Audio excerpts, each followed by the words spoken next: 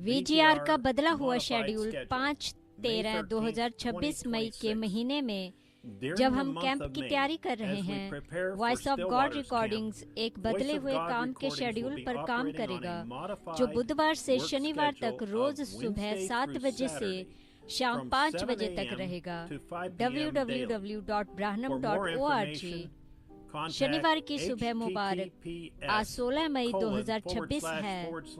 मैं आपसे गुजारिश करता हूँ कि जब मैं उकाब एक साथ इकट्ठा हो रहे पत्र पढ़ रहा हूँ, तो आप भी जाकर अपनी कॉपी यहाँ से प्रिंट कर लें। www.brahnamtabernacle.org सर्च बॉक्स में 5/17/2026 टाइप करें।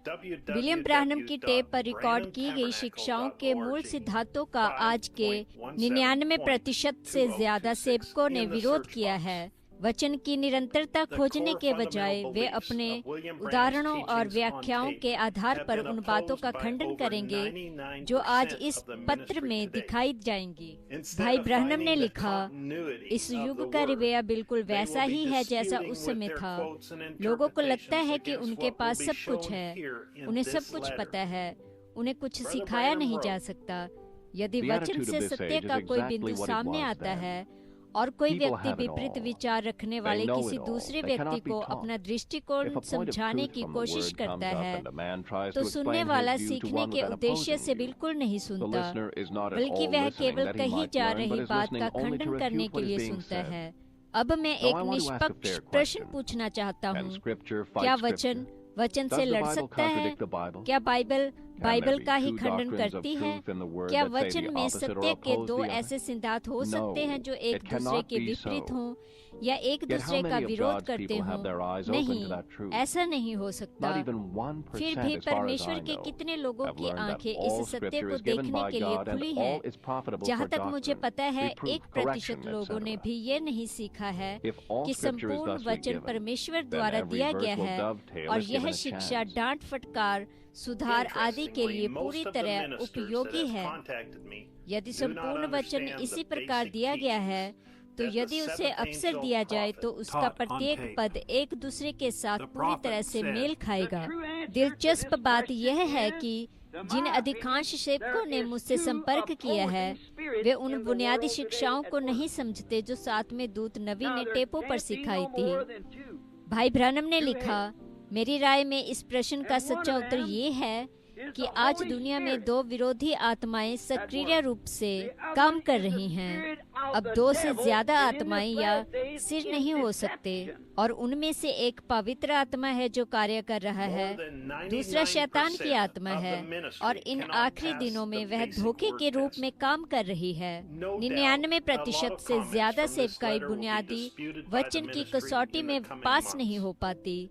इसमें कोई शक नहीं है कि इस पत्र की कई बातों पर आने वाले महीनों में सेवकाई की ओर से विवाद खड़ा किया जाएगा, लेकिन हम पहले से ही जानते हैं कि 1% से भी कम लोग ऐसे होंगे जो पूरे पवित्र शास्त्र की निरंतरता को समझ पाएंगे। यह देखना दिलचस्प है कि भाई जोसेफ का पत्र कितनी सरलता से वचन को समझने का नजरिया पेश करता है। वह बस आपको इस बात के लिए प्रोत्साहित कर रहे हैं कि आप संदेश को ठीक वैसे ही स्वीकार करें जैसा वह बोला गया था।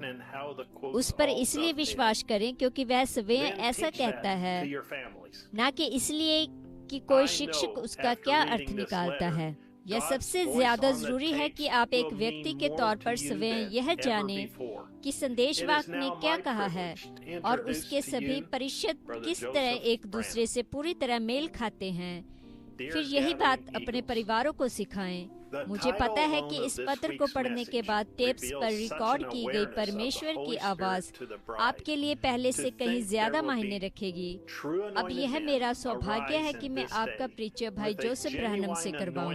प्रिय एकत्र हुए उकाबों, इस सप्ताह के संदेश का शीर्षक अपने आप में दुल्हन के लिए पवित्र आत्मा की क्या ही जागरूकता को प्रकट करता है।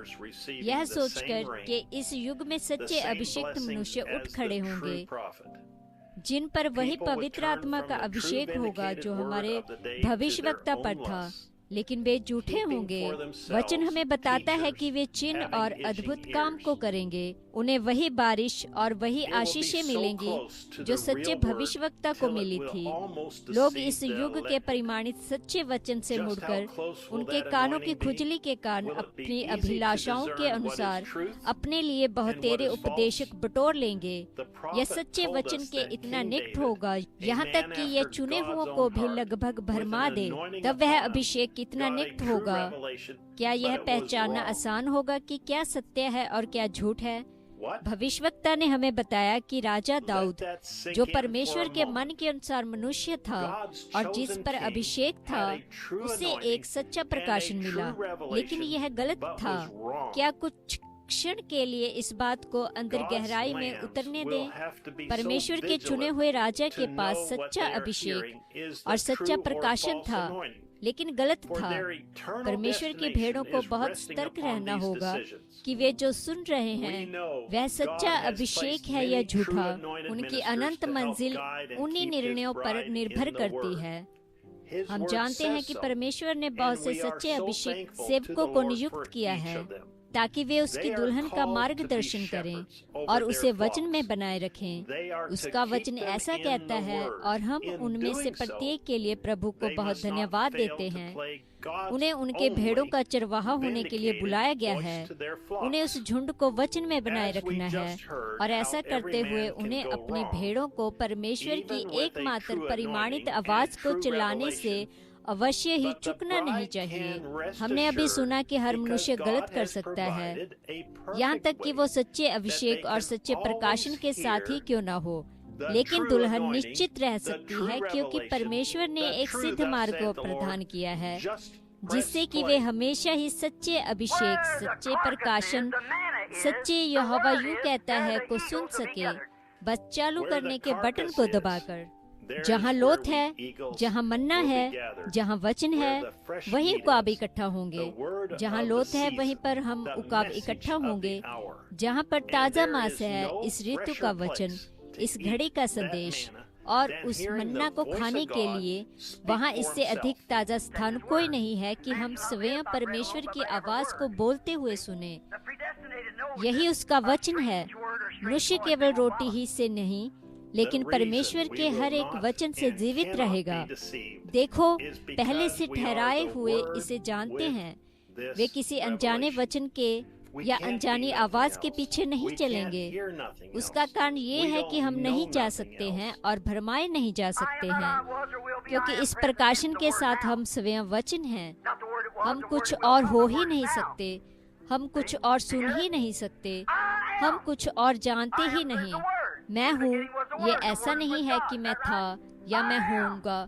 मैं हूँ अर्थात वो वचन अभी है, ना ही वो वचन जो था या वो वचन जो आने वाला है, लेकिन वो वचन जो अभी है। समझे? मैं हूँ ही वो वचन है। आदि में वचन था और वचन परमेश्वर के साथ था। क्या ये सही है? मैं हूँ। परमेश्वर ने मुझे अपने भविष्यवक्ता के रूप में भेजा ताकि इसे सत्य प्रमाणित करे। मैं इस वचन का उत्तर हूँ। उसने मुझसे कहा कि यहाँ नीचे जा और इसे कर, और जब उसने ऐसा किया तब फिरौन ने कहा, हमारे झुंड में भी बहुत से लोग हैं जो यह कर सकते हैं, अर्थात नकल करने वाले। यीशु ने कहा, अब यही बात अंतिम दिनों में फिर से दोहराई जाएगी। देखो, उसी बात को दावा करते हुए प्रभु की स्तुति हो। दुल्हन के लिए एक आश्वासन के विषय में बात करें। जब आपके पास यह प्रकाशन होगा तब आप जान जाएंगे कि आप उसकी चुनी हुई, पहले से ठहराई हुई हृदय प्रिय दुल्हन हो। जब हम उन टेप पर परमेश्वर की आवाज को सुनते हैं तब हम मनुष्य के पुत्र की आवाज को सुन रहे होते हैं, जो मसीह है। वही वो एक है जिससे हम भोजन को पा रहे हैं। हम किसी मनुष्य से भोजन को नहीं पा रहे हैं। एक मनुष्य, उसके शब्द विफल हो सकते हैं, लेकिन हम मनुष्य के पुत्र के अचूक शरीर वचन से भोजन को पा रहे हैं। यदि आप 100% निश्चित होना चाहते हैं कि आप यहोवा यूं कहता है को सुन रहे हैं, तो इस रविवार दोपहर 12 बजे जेफरसनविले के समय अनुसार दुल्हन के एक भाग के साथ आकर जुड़े, जैसा कि हम परमेश्वर की आवाज को सुनते हैं जो हमें अंत के समय में अभिषिक्त जनों के विषय में सब कुछ प्रकट करती है। भाई जोसेफ ब्रैनम, संदेश अंत समय के अभिषिक्त 650725 M, वचन संत मत्ती अध्याय 5 आयत 44 से 45, संत मत्ती अध्याय 7 आयत 21, संत मत्ती अध्याय 24 आयत 15 से 28, संत लूका अध्याय 17 आयत 30, संत लूका अध्याय 18 आयत 1 से 8, संत यूहन्ना अध्याय 14 आयत 12, इफिसियों अध्याय 1 आयत 5, दूसरा तिमोथियुस अध्याय 3 आयत 1 से 8, इब्रानियों अध्याय 6 आयत 1 से 8, इब्रानियों अध्याय 11 आयत 4, प्रकाशित वाक्य अध्याय 10 आयत 1 से 7, प्रकाशित वाक्य अध्याय 16 आयत 13 से 14, मलाकी अध्याय 4 आयत 5, पहला राजा अध्याय 22 आयत 1 से 28, यिर्मयाह अध्याय 27 और 28। इसके साथ ही उकाब एक साथ इकट्ठा हो रहे पत्र का समापन होता है। अब मैं आपको सब्सक्राइब करने और घंटी का बटन दबाने के लिए प्रोत्साहित करता हूँ। यदि आप ऐसा करते हैं तो जब भी हम पवित्र शास्त्रों के पाठ अपलोड करेंगे उनकी सूचनाएं अपने आप तक पहुँच जाएंगी। अगली बार तक के लिए परमेश्वर आपको आशीष दे और शालोम।